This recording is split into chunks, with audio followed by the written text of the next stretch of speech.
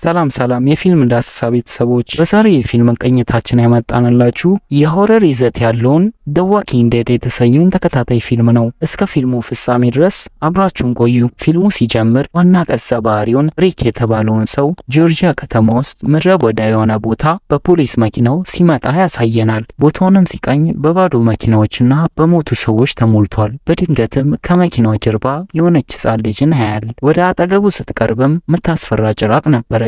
ሪክም በቶሎ ሽጉጡን አውጥቶ ተኩሶ ይገላታል። ከዚህ በኋላም ፊልሙ ከ2 ወር በፊት ይመልሰናል። ሪክና የቅርብ ጓደኛው ሼን የፖሊስ መኪናቸው ውስጥ ቁጭ ብለው ስለ ህይወታቸው እያወሩ ነበር። ሪክም ከሚስቱ ሎሪ ጋር እየተጣሉ እንደሆነ ይነግረዋል። በመሃልም 2 ያመለጡ እስረኞች በእነሱ አካባቢ እንዳሉ በሬዲዮ ይነገራቸውና በቶሎ ወደ ቦታው ይሄዳሉ። መኪናዎችም እንዳያልፉ መንገድ ከዘጉ በኋላ የእስረኞቹ መኪና ይገለበጥና ይከሰከሳሉ። ከዛም እስረኞቹ ከመኪናው ወጥተው መተኳኮስ ይጀምራሉ። በመሃልም ሪክ ተተኩሶበት ይወድቃል። በሚቀጥለው ትዕይንትም ሪክ ኮማ ውስጥ ሆኖ ጓደኛው ሼን አበባ ሲያመጣለት እናያለን። ከትንሽ ጊዜያቶችም በኋላ ከኮማው ሲነቃ በሆስፒታሉ ማንም ሰው አልነበረም። በደንብ ሲመለከትም የሞተ ሰው አስክሬንን ያያል። ከዛም የሆነ ክፍል ውስጥም ለመግባት ሲሞክር በሩን እንዳከፍ የሞተ ሰው አለ የሚል ጽሑፍ ያገኛል። ከዛም ሪክ በጣም ይደነግጥና ወደ ውጭ ይወጣል። እንደምንም ወደ ቤቱ ሄዶ ሚስቱን ሎሪና ልጁን ካሮልን ይፈልጋል። ነገር ግን ማንም አልነበረም። እንደገናም ተመልሶ መንገድ ላይ የሆነ ሰው ያይና ሊጠራው ይሞክራል። በመሃል ግን የሆነ ሕፃን ልጅ በአካፋ ይለውና ይወድቃል። ከዛም የልጁ አባት ሞርገን አጠገቡ መጥቶ ሽጉጡን ደቅኖበት ጥያቄ ጠይቋል። ሪክም በጣም ተጎድቶ ስለነበር ራሱን ይስታል። ከዚህ በኋላም ሞርገን እና ልጁ ድዌይን ሪክን አልጋው ላይ አስረውት ይነቃል። ልክ እንደነቃም ተነክሰሃል ብሎ ይጠይቀዋል። ሪክም ተተኩሶብኝ ነው ሲለው ይፈተዋል። ከፈታውም በኋላ ሪክ ሰውየውን ለምን ገደልከው ይለዋል። እሱም የገደልኩት ሰው ዋከር ነበር ይለዋል። እንደሱ አይነት ብዙ እንዳሉና ማንኛውንም ድምፅ ከሰሙ ወደ ቦታው እንደሚመጡ ነገረው። እራትም እየበሉ ያለ ሞርገን ሪክ ኮማ ውስጥ ስለነበር ስለተፈጠረው ነገር ምንም እንደማያውቅ ተረዳ። ከዛም ሙሉ ሀገሩ ዓለሙንም ጨምሮ በዚህ ቫይረስ እንደተጠቃና አብዛኛው ሕዝብ ወደ ዋከር እንደተቀየረ ነገረው። እናም አንድ ዋከር ጤነኛ ሰውን ከነከሰ ትኩሳት ይለቅብህና ትሞታለህ፣ ከዛ ግን አንተም ወደ ዋከር ትቀየራለህ ብሎ ይነግረዋል። በድንገትም የመኪና አላርም ይጮህና ጭራቆቹ ወደ እነሱ ቤት ይመጣሉ።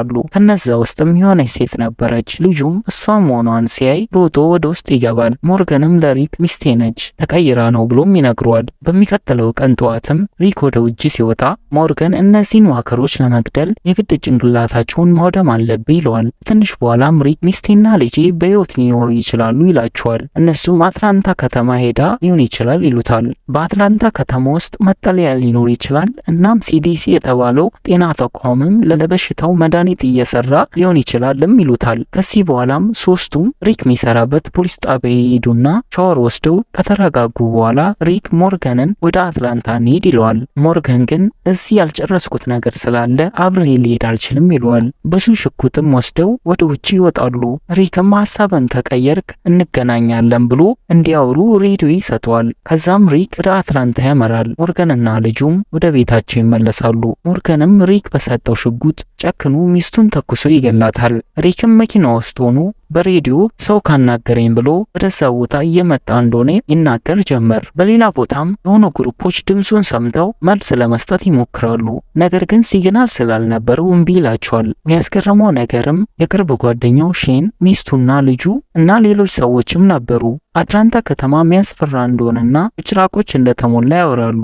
እናም የሪክ ሚስት ሎሪ ሰዎችን ወደዛ ቦታ እንዳይሄዱ ማስጠንቀቅ አለብን ስትለው ሼንም ምንም ማድረግ አንችልም ይላታል። በዚህ መሃልም ተጣልተው ስትሄድ ሼን ይከተላትና ትንሽ አውርተው ይስማሙና ሲሳሳሙ እናያለን። ወደ ሪክ ስንመለስ መኪናው ጋር ሲጨርስበትና ሽጉጡን ይዞ ወደ ግብርና ቦታ ሲሄድ የሆነ ፈረስ ያገኛል። በፈረሱም ወደ አትላንታ ከተማ ይደርሳል። እዛ ሲደርስ ግን ምንም መጠለያ እንደሌለ ያያል። በድንገትም የሆነ ሄሊኮፕተር ያይና ሊከተለው ሲሞክር በቁጥር በጣም የሚበዙ ዋከሮች ያገኙታል። ለማምለጥም ሲሞክር ከፈረሱ ላይ ይወድቅና እንደምንም ከሆነ ታንክ ስር ገብቶ ያመልጣል። ተከትለውትም ሲገቡ ታንክ ውስጥ ይገባል። እዛም ከሞቱ ወታደር ሽጉጡን ሲወስድ ወታደሩ ወደ ጭራቅ ተቀይሮ ሊያጠቃው ይሞክራል። ሪክም ጭንቅላቱ ላይ ተኩሶ ይገለዋል። በዚህ ሰዓትም ሪክ የሚያረገው ነገር ጠፍቶበታል። በድንገትም ከታንኩ ሬዲዮ ውስጥ ድምጽ ይሰማል። ጭራቆቹ ፈረሱን ገለው ሲበሉትና ሪክ ያለበት ታንክ ውስጥ ለመግባት ለመግባት ሲሞክሩ የመጀመሪያው ክፍል ያልቃል። ቀጣዩ ክፍል እንዳያመልጦት